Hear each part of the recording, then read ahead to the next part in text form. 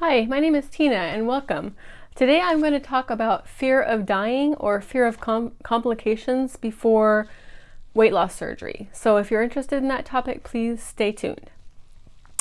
Like I said, my name is Tina and I had traditional duodenal switch or duodenal switch surgery on June 9th of 2020. I'm currently currently 5 months out. And I'm not weighing myself right now. So last time I weighed myself, I was 44 pounds down from surgery and 132 pounds from my very top weight. But I need to take I need to take this month off from weighing. I just do. I'm really, really excited to be under 200. And so being this close to under 200, it's just kind of stressing me out, so it's just better if I avoid this scale. My cat is making a cameo appearance in this video. She's finally stopped purring in my mic, so we're just gonna let it go for now. But anyway, so fear of dying and complications. So I didn't, to be honest with you, I really didn't have this until the day before surgery. I mean, I had thought about it because when you go through the whole process of pre-surgery, they give you like your you have to fill out a form, next of kin, and like advanced directives. So if something happens in surgery and you aren't gonna be okay, then just kind of what to do. So those things are kind of dealt with, but for some reason, I just didn't really think about it until after surgery, or I'm sorry, not after surgery, but like the day before. The day before is when I started really tripping. And so I just thought I would kind of go over some things that to look for and kind of how to get around it or over it. The first thing is how to know if you're having anxiety. So the signs that you have anxiety or around dying, or fear of complications of your surgery, they're not always totally obvious. Sometimes you just are more aggressive than you normally would be. You're distracted. You're not focused. So if you're at work or if something's going on and you just can't do your job, and it doesn't necessarily feel like anxiety, but there's just something you're just not settling well with something. And you can even have physical symptoms, like you can have heart palpitations, you can have heightened senses, like everything just kind of bugs you, and excess, like if you start perspiring, that could be because of anxiety. And so everything that I read, and before I had my surgery, my surgical team discussed with me anxiety.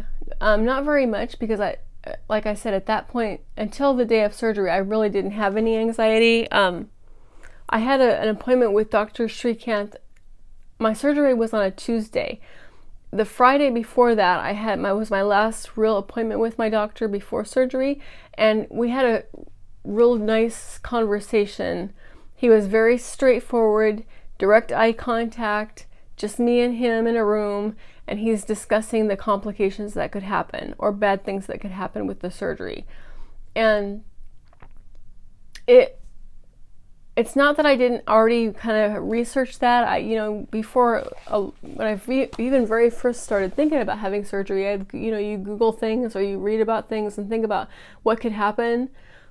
And there's always a risk with every surgery, but having that conversation with my surgeon was really, I just deeply appreciate it. It was, he took time out of his schedule, and I'm sure he does this with everybody. There's nothing special about me, but he just took time out of his schedule to just sit with me and make sure that I understood everything about it, and that there's always a risk. And I appreciate that conversation. I took it, I understand that and during the conversation I said, well, am I at risk for any of these things? And he said, well, if you were at risk for these things, we would have canceled the surgery. That's why we ran all the tests.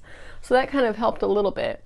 But the day before surgery, I was packing up my stuff. You have to get ready and take a shower with this Hibiclens gross cleaner stuff, and there's just things that you need to do the day before. And it starts to get real, and you start thinking about that conversation. And, I'm kind of a people pleaser. So during that conversation, I was like, oh yeah, okay, I'm sure it'll be fine, kind of laughing or whatever. But when you're getting ready for surgery, it just kind of hits you.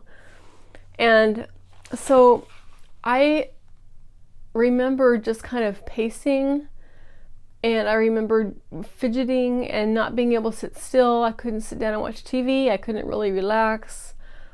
I had a rowing machine that I was using every day, and so I remember sitting on that rowing machine and just rowing and rowing and rowing and rowing, because I just needed to do that for my anxiety at the time.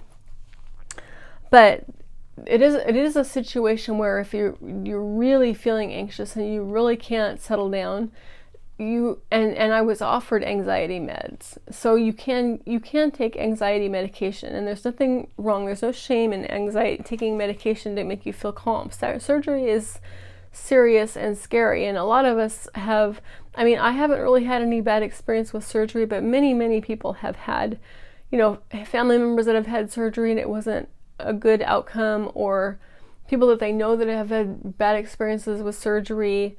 Anesthesia is always scary. So just know that if they offer you anxiety medication, or if you feel like you really need help, it's there.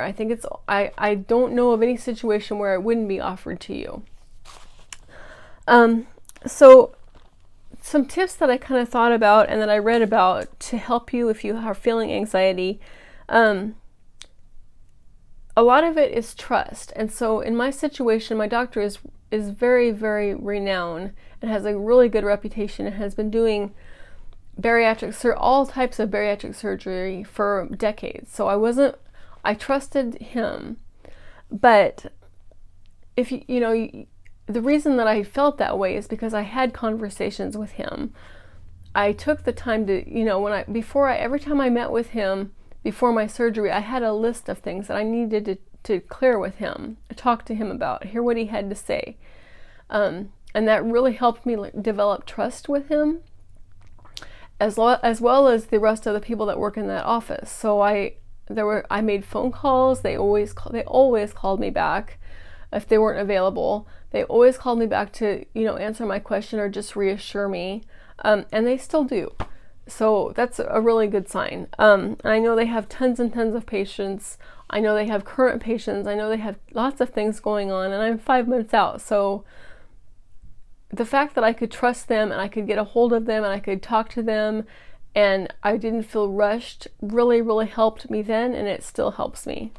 But I would just encourage you to kind of develop some kind of relationship or rapport or trust with your surgeon and with the whole team. So all of the people that you're going to be working with are very important.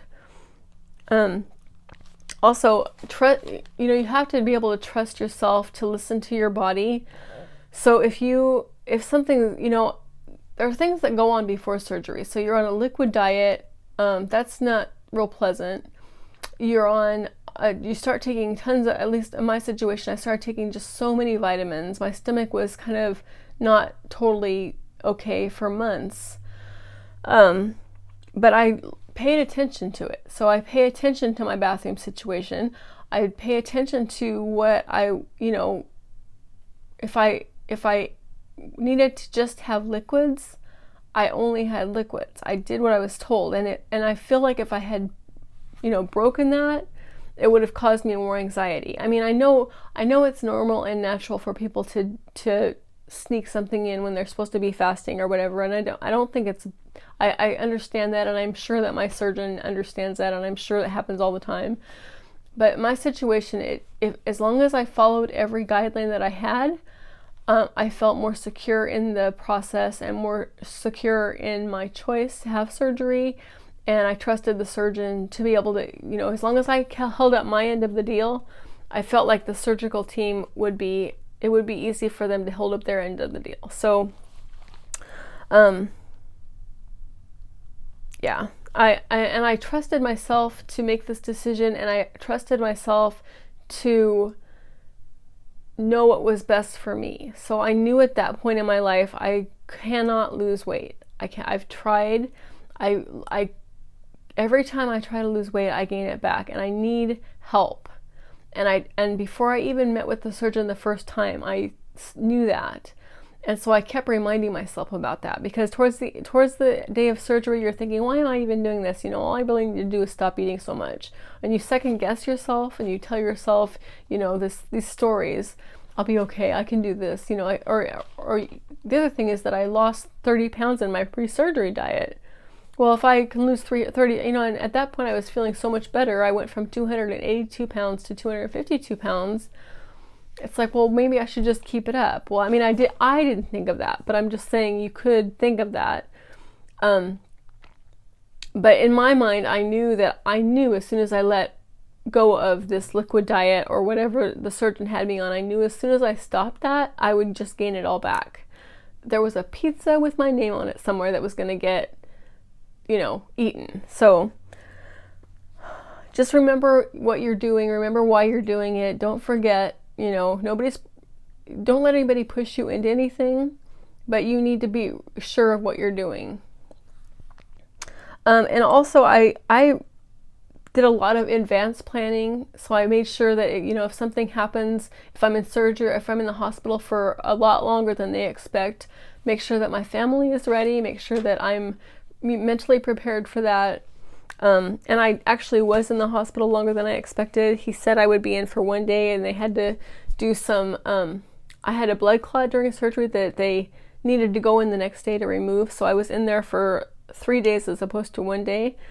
But I had planned for that, and I thought about that, and things happen in surgery. You can't always predict what's going on. So just kind of mentally prepare, and physically prepare. I had enough stuff in my carry-on or my, hospital bag to help me. My husband was there, so if I needed something, he could get it for me. And the other thing, there's always the way to resolve anxiety is to distract yourself. So, I love music. I love 80s music. I'm an 80s person. So if I just go in my car and just go for a little ride in my car and turn the radio up as really loud and listen to just, 80s music or something like that, it makes me feel better. And so if you have something like that that can help distract you, just kind of keep that in your toolkit. But the last thing I want to say about this topic is that if you do exactly what your surgeon tells you to do, it's hard, and you're not going to want it to, and everybody's rebellious, everybody has their own thing, but I feel like if you pay attention to what the surgeon says, read the material that they give you, and do exactly what you're told, I feel like it resolves a lot of the anxiety. A lot of people that I follow all these posts on Facebook or whatever, and people post, oh, I ate a piece of cake, am I going to be okay? And you're probably going to be okay, but now you have the anxiety of knowing that you ate a piece of cake, and it could be a problem. So, and now your surgeon has to deal with the cake that's in your stomach. So it's just you're going to have a chance to eat cake again. There's no reason for a food funeral. What do they call it? Food funeral? There's no reason for that. It's not like you're never going to be able to eat cake again. You can eat cake again. You're not going to want to eat cake. And if you do eat some cake, you're not going to eat very much of it. And if you do, you're going to have a tummy ache for a while, but you can still eat cake. So don't think that it's the end and you have to do these things and just worry about stuff like that. The things that you should be worrying about are protein, hydration, and taking your vitamins. Those are the things that you need to worry about before surgery. So if you focus on that stuff, you probably won't be thinking so much about fear of dying and fear of complication. So anyway, I hope that this was a helpful video for somebody, and I just really appreciate you watching me. I hope you subscribe to my channel, and I hope you have a great day. Thank you. Bye.